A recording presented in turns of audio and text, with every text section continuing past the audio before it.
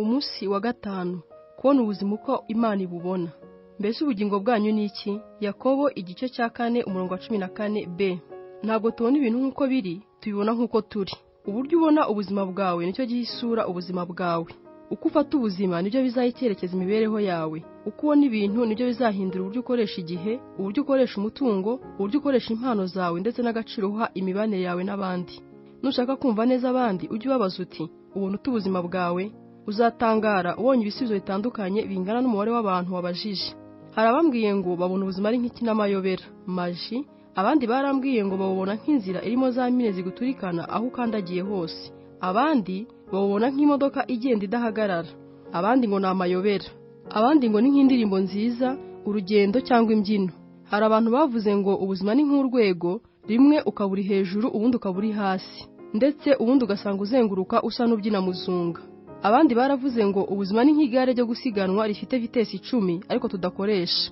Abandi ngo ubuzima ni nk'umukino w'amakarita, ukinisha ikarita baguhaye nta kindi wahinduraho. Nkubajije ngo umpe ishusho y'uko ubona ubuzima, ni ikihe gishushanyo cyahita kiza mu mutwe wawe? Icyo gishushanyo nicyo kigereranyo cyawe cy'ubuzima.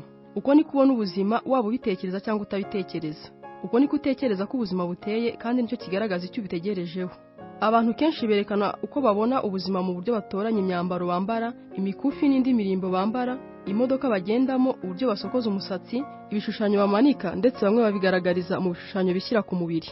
Iyo shusho y'ubuzima kenshi udatekerezaho nigenga imibereho yawe kuruta uko ubitekereza. Nige n'ibyo utegereza ku buzima, ibyo uha agaciro, abo mushyikirana, intego zawe, ndetse n'ibyo ushyira imbere. Urugero, niba wumva ubuzima ari ibirori, icyo uzaha agaciro kuruta ibindi mu buzima ni ukwidagadura. Niba ubona ubuzima nko gusiganwa, uzashyira imbere kwihuta, kandi inshuro nyinshi ibyo uzakora byose uzaba uri mu muvuduko. Niba ubona ubuzima nk'isiganwa rya marato, kilometero 42, uzaha agaciro kwihangana. Niba ubona ubuzima nk'urugamba cyangwa kurushanwa, uzaha agaciro kanini guhora uri uwa mbere. Ubona ubuzima, ushobora kuba warubatse ubuzima bwawe ku gishushanyo kitari cyo. Kugira ngo ushobore gusohoza imigambi Imana yakuremeye, bizagusaba kwigobotora imitekerereze isanzwe, uyisimbuza ibishushanyo by'ubuzima dusanga muri Bibiliya. Bibiliya iravuga ngo mwe kwishushanya n'imikorere y'abiki gihe, ahubwo mureke Imana ibahindure mu mitima bwo guhinduka mu bitekerezo. Nibwo muzashobora kumenya neza ibyo Imana ishaka. Bibiliya iduha ibishushanyo bitatu bitwereka uburyo Imana ibona ubuzima.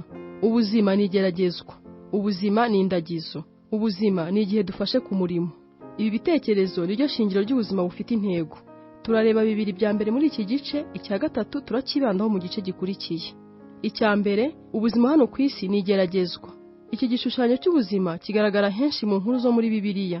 Tubona Imana igerageza imico y'abantu, igerageza kwizera kwabo, kumvira kwabo, urukundo rwabo, ubunyangamugayo n'ubudahemuka. Amagambo ibigeragezo, ibishuko, gutunganywa, gupimwa n'andi avuga nkayo agaruka inshuro zirenga 200 muri Bibiliya. Imana yagerageje Abrahamu imusaba kuyitambira umuhungu we Isaka. Imana yagerageje Yakobo igihe yagombaga gutendera Rasheli indi myaka 7 ngo ashobore kumuhabwa nk'umugore we. Adamu na Eva batsinzwe ikizamini mu murima wa Edeni. Dawidi inshuro nyinshi yatsinzwe amageragezwa Imana yamuhaye. Ariko Bibiliya iduha n'izindi ngero nyinshi z'abantu batsinze amageragezwa akomeye nka Yosefu, Rusi, Esteri na Danieli. Imico n'imyifatire myiza bikomezwa kandi bikagaragarira mu bigeragezo. Niyo mpamvu ubuzima bwuzuyemo ibigeragezo. Buri munota w'ubuzima bwawe uburimo kugeragezwa. Imana iteka ibirimo kwitegereza uburyo witwara imbere y'abantu, uburyo witwara mu bibazo, uburyo witwara iyo wagize amahirwe, iyo uri mu makimbirane, mu burwayi, iyo byose bitagenze uko watekerezaga, ndetse n'iyo imvura cyangwa izuba byabaye byinshi.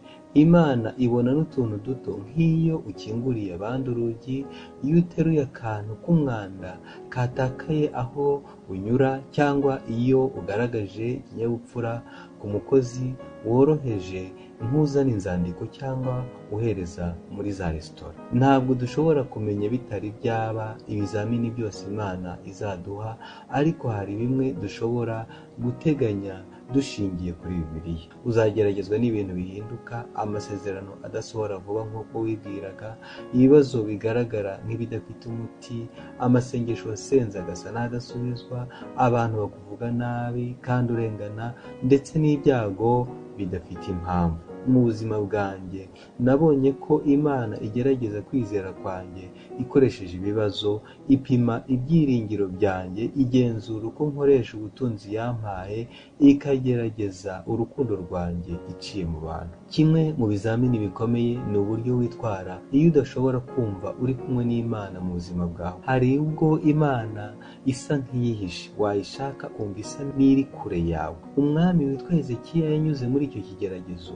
Bibiliya iravuga ngo Imana yamuretse imugerageza kugira ngo imenye ibyari mu mutima we byose. Hezekiya yari yaragendanye n'Imana, ariko bigeze mu gihe byose byagendaga neza, Imana aramwitarura ngo igerageze kamere ye kugira ngo ihishure intege nke ze, bityo ashobore gutegurirwa gukora imirimo ikomeye kurutaho. Ngoma ya kabiri ibice 32 umurongo wa 31. Iyo umaze kumva neza ko ubuzima ari igeragezwa, usobanukirwa ko nta kintu na kimwe cyiza mu buzima bwawe kidafite impamvu. Buri kantu kose kaza mu buzima bwawe n'akagaragara ari ubusabusa gafite umumaro mu guhindura kamere yawe. Buri munsi ni umunsi ukomeye, buri dakika ni uburyo Imana ibiguhaye bwo gukura mu mico, kugaragaza urukundo cyangwa kwishingikiriza ku Mana. Ibigeragezo bimwe na bimwe bigaragara birenze ibyo twakwihanganira, ibindi hari n'ubwo tubicamo ntitubimenye, ariko uko byaba bingana kose bifite agaciro ku buzima bw'iteka. Inkuru nziza ngufitiye ni uko Imana yifuza ko utsinda ibyo bigeragezo by'ubuzima. Niyo mpamvu itajya yemera ko ibigeragezo uhura nabyo byarusha imbaraga ubuntu iguha ngo ushobore guhangana nabyo. Bibiliya iravuga ngo Imana niyo kwizerwa, kuko itazakundira ko mugeragezwa ibiruta ibyo mwashobora kwihanganira, ahubwo hamwe n'ibibagerageza izabacira kanzu kugira ngo mubone uko mubasha kukihanganira. Urwandiko rwa mbere rwandikiwe Abakorinto ibice 10 umurongo wa 13. Iyo utsinze ikigeragezo, Imana irabibona igatangira gukora ingamba zo kuzakugororera mu ijuru. Yakobo yaranditse ngo hahirwa umuntu wihanganira ibimugerageza, kuko namara kwemerwa azahabwa ikamba ry'ubugingo iry'Imana yasezeranije abayikunda. Yakobo igice cya mbere umurongo wa 12. Ubuzima ku isi ni indagizo. Icyo ni ikigereranyo cya kabiri Bibiliya ikoresha ivuga ubuzima. Igihe tumara hano ku isi, imbaraga zacu, ubwenge, amahirwe, inshuti zacu n'ubutunzi byose ni impano Imana yaduhaye ngo tuyibikire kandi tuyicungire. Turi ibisonga by'iby'Imana iduha byose. Kumva neza uyu murimo w'ubusonga bitangira no gusobanukirwa ko ibintu byose n'abantu bose tubona mu isi ari umutungo w'Imana. Bibiliya iravuga ngo isi n'ibiyuzuyemo n'iby'Uwiteka, isi n'abayibamo. Zaburi ibice 24 umurongo wa 1. Nta kintu na kimwe kiba ari icyacu mu gihe gito tumara ku isi. Imana iba yadutije isi mu gihe tukiri hano. Uvuka wisanze aho ari umutungo w'Imana, kandi Imana izayitiza undi numara kuyivamo. Uba wahawe agahe gato ko kuyinezerera. Ubwo Imana yaremaga Adamu na Eva, yabashinze kurinda ibyo yari yararemye kandi yibagira abacungamutungo bayo. Bibiliya iravuga ngo Imana ibaha umugisha. Imana irababwira iti mwororoke mugwire, mwuzure isi, mwimenyereze ibirimo, mutware. Itangiriro igice cya mbere umurongo wa 26. Umurimo wa mbere Imana yahaye abantu kwari ugucunga no kwita ku bintu by'Imana ku isi. Ntabwo uwo murimo Imana yigeze iwubambura. Biracyari mu nshingano zacu n'uyu munsi. Buri kintu cyose kitunezeza twagombye kukireba nk'indagizo Imana yashyize mu ntoki zacu. Bibiliya iravuga ngo icyo mufite mutahawe ni igiki? Ariko niba mwaragihawe, ni iki gituma mwirata nk'abataragihawe? Abakorinto ba mbere ibice 4 umurongo wa 7.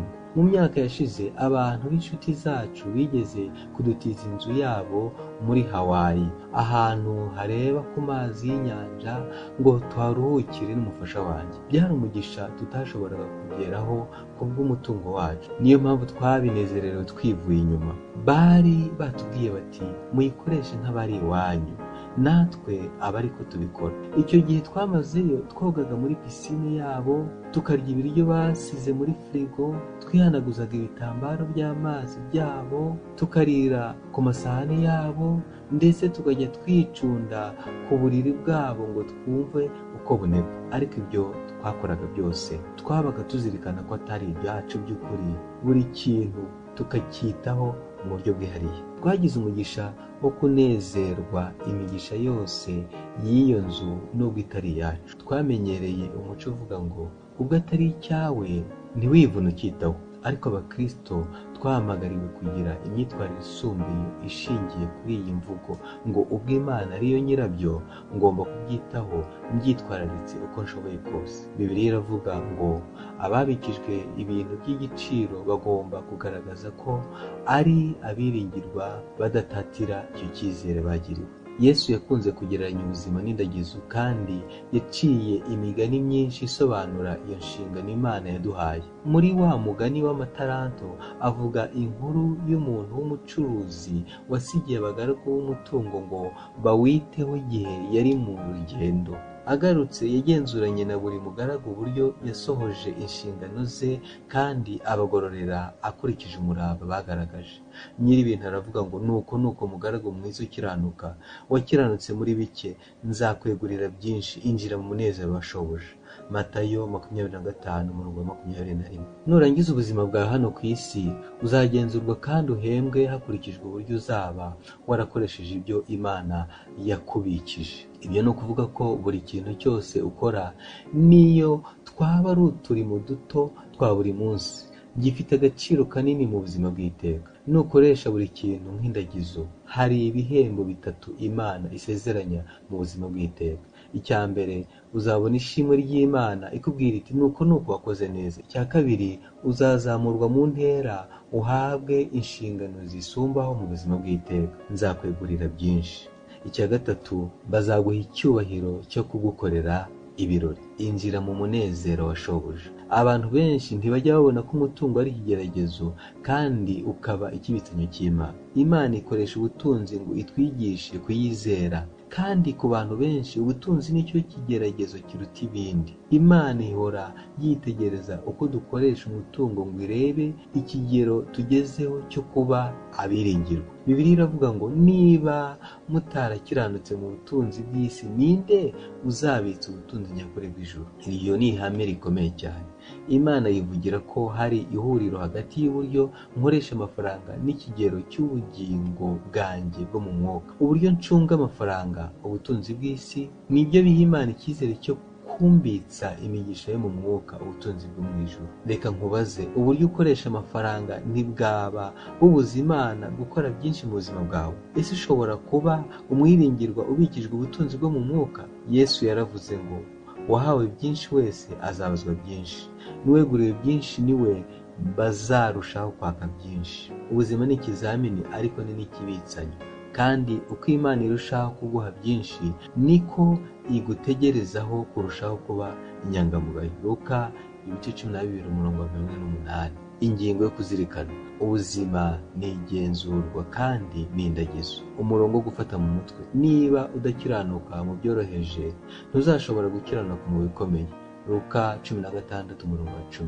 Ikibazo cyo gutekerezaho: ni iki cyaba cyarambayeho muri iyi minsi ubu nsobanukiwe ko Imana yakingeragereshaga? Ni ibihe bintu by'agaciro Imana yaba yarambikije?